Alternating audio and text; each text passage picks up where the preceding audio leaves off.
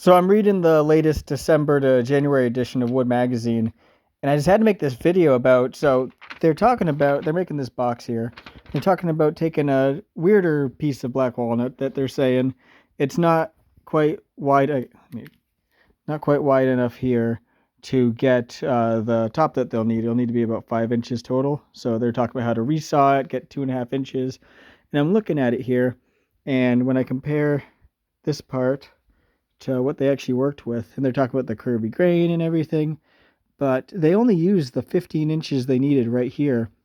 When you've got some amazing figure, you can actually see it in this picture here, that it would have been so easy on this piece. What I would do is, let's mark it up.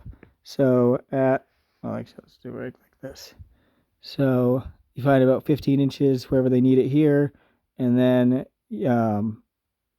if you need 2.5 from here, let's say, and get it that way. And that way you can follow that grain. You can get the figure that's down in here. You can really see there's a lot more intensity in it, especially once they have in this cut here.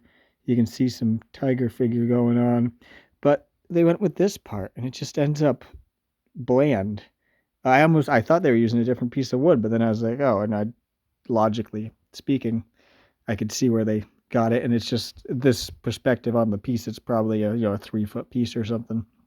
But then I'm wondering even more, why not work with all of this spalt here? I don't know you can see when they resawed it, they got a little hint here and a little hint here, but that's fun, like the spalting up here, that you could have worked with some of the sapwood if it's sturdy enough, which it looks it, from this picture, and for the use, making a box with it.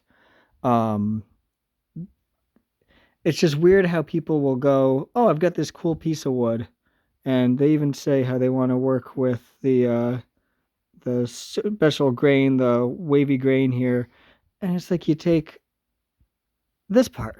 What are you doing? That's basically straight grain walnut. You get none of the tiger figure. I don't understand. I'm glad I can see that sort of stuff in the wood, and I'll need to make more videos and actually, work with my own stuff and set up. But yeah, that's just my thoughts about what you could have done with this piece of wood just reading this.